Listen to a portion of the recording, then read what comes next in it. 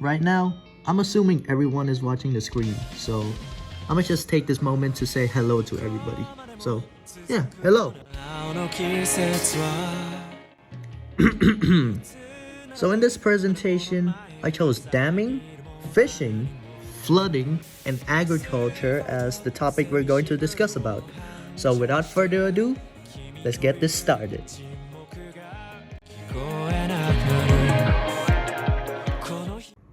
The Mekong River, once a beautiful body of water, flourishing with life, it was truly an astonishing sight to see.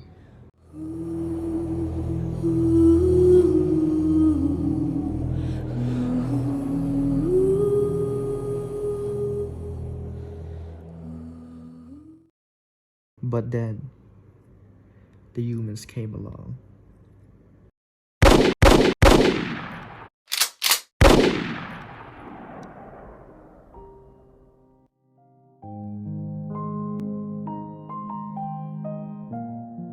They destroyed the once majestic river, polluted it, degraded it, and killed it until there wasn't anything left of it anymore.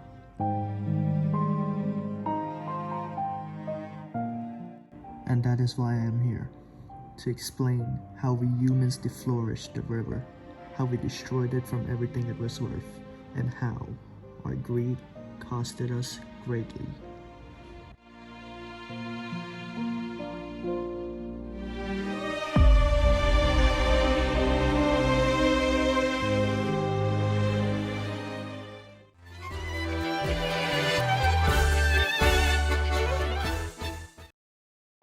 The river has provided food, water, and energy for more than 70 million people.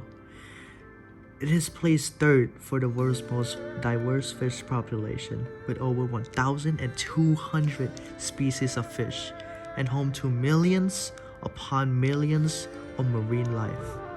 It was truly a prosperous place.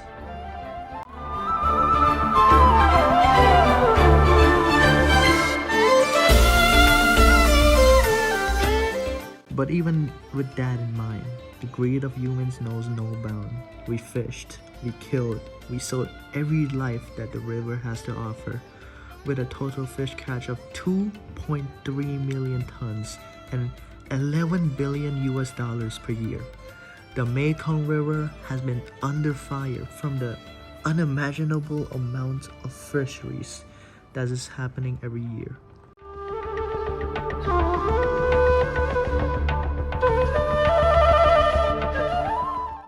If the current environmental pressures and unsustainable actions continue on the Mekong River, then we will likely damage the river permanently beyond repair, causing the once great biodiversity of the Mekong River to fall victim to the wrath of our human hands.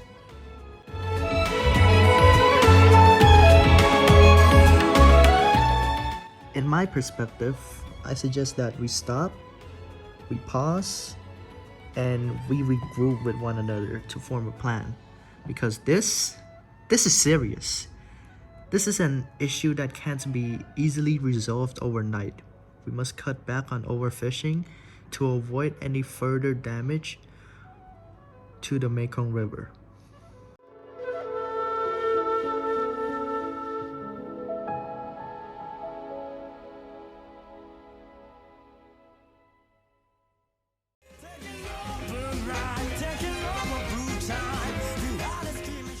Moving on to our next issue, we have agriculture, one of the bigger causes of environmental damage on the Mekong.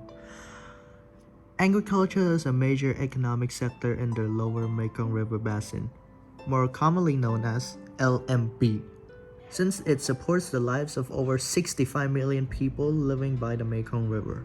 Rice production is the leading cause of agricultural land use, with over 10 million hectares or 24 million acres of land dedicated to it.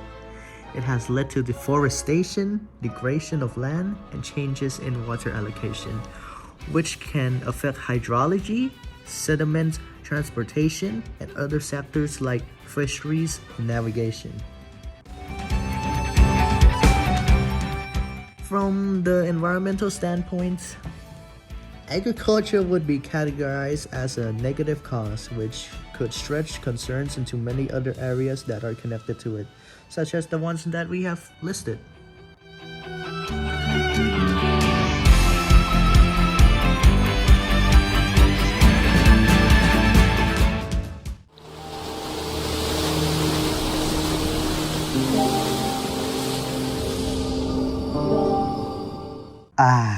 Our old friend, the flood. The worst nightmare for people living by the rivers. Flooding is a major environmental issue in the LMB since it is a recurring event. It poses problems such as the destroying or and collapsing of human infrastructure and settlements. This could lead to an ungodly amount of economic costs, stretching into the millions or maybe even close to the billions. Not only that, but flooding also messes with agriculture, destroying any human activity in that field and leading to unnecessary loss of resources, which will further dig a hole into the environmental issues of the Mekong River.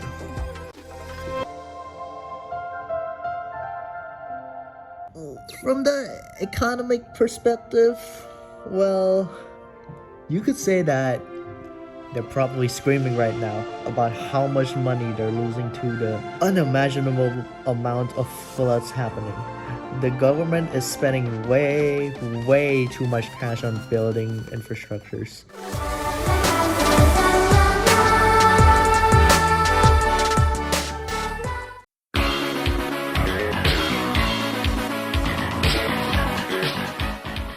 Damming.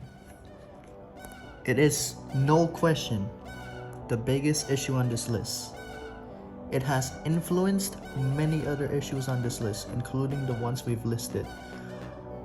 Damming is without a doubt the most concerning issue, which is why I have chosen this as my main topic to discuss.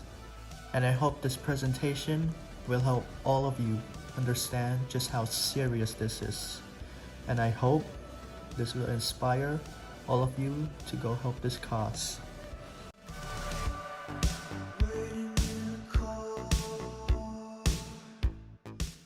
The construction of hydropower dams on the Mekong River in the past 2 decades has had significant negative effects.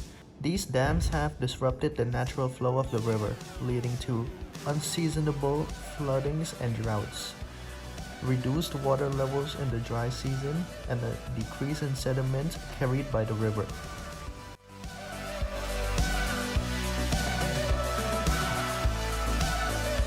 This has had severe consequences for the biodiversity and fisheries, impacting forests, mangroves, and the livelihoods of millions of people who rely on the Mekong River for agriculture, fishing, and aquaculture.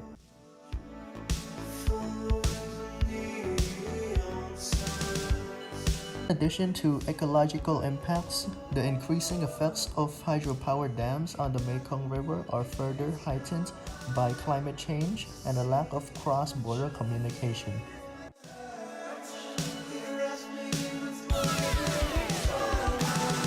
Dams disrupt the natural pulse of the river's water, which is crucial for the region's biodiversity and ecosystem. Unseasonable floodings and changes in water releases harm beach, nesting birds, and fish population, further contributing to the loss of biodiversity. The decline in fisheries poses risk to riparian communities and indigenous people who depend on their fish for their livelihoods. Overall, the construction of hydropower dams on the Mekong River has had detrimental consequences for both the environment and the people who rely on the river's resources.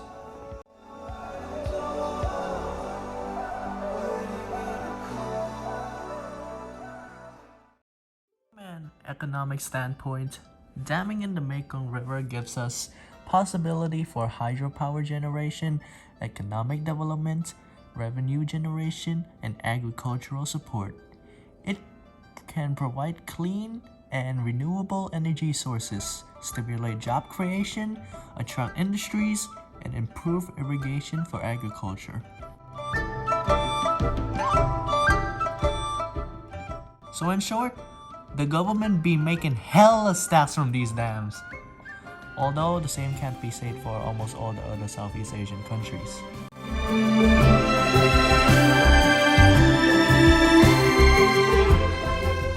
From a political viewpoint, damming in the Mekong River involves national interests, regional power dynamics, transboundary cooperation, sovereignty concerns, and addressing environmental and social considerations.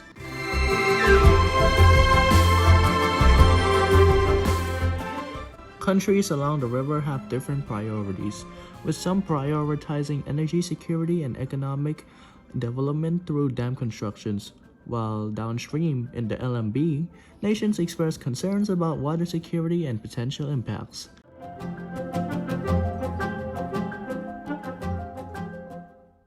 Alright, what is your opinion on damming in the Mekong River? Well, because like the Mekong River is such a big river, it can harvest a lot of energy and feed the population living near the Mekong River. Like it'll provide a lot of energy for sure. Yeah. Oh yeah. Then let's say you can make canals, dam the river. You can fully dam the river, sure. Yeah. And you can make small canals leading to the other side or something. In short, what are the pros? Like, in short, just list the pros for each word, for each pros. One word for each pros.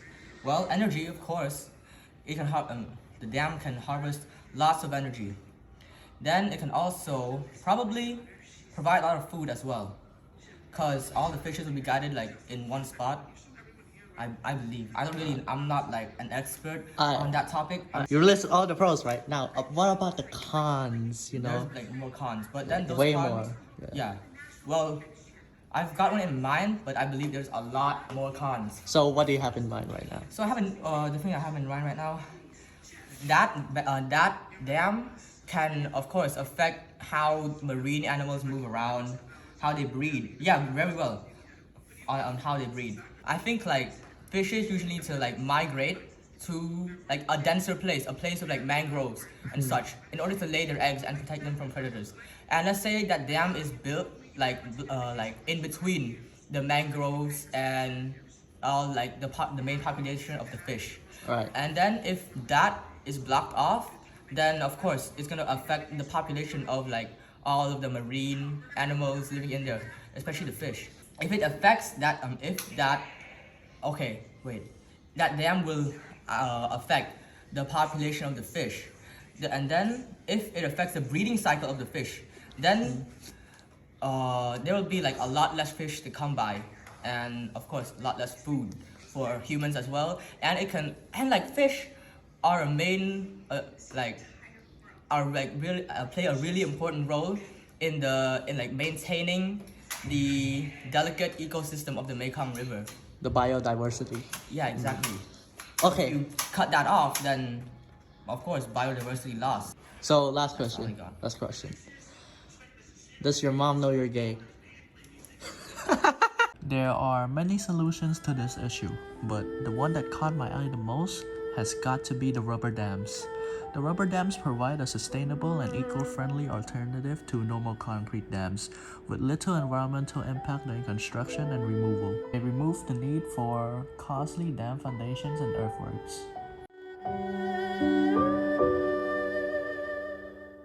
The rubber dams provide constant movement of slit, maintain fish migratory pathways, and maintains a natural flow of rivers.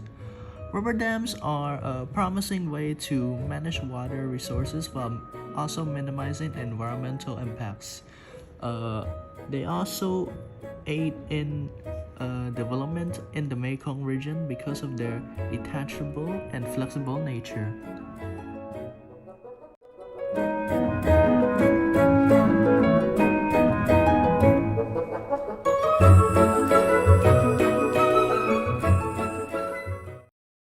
To end this video, I would like to speak to you from my own perspective, as this issue is simply too big to ignore. please protect the Mekong. It is the most beautiful thing that we have here. Its natural beauty is unrivaled, and its history is even more impressive. So please, do not disgrace our ancestors by abandoning this majestic river. But in the end, it is your choice, right? What will you do?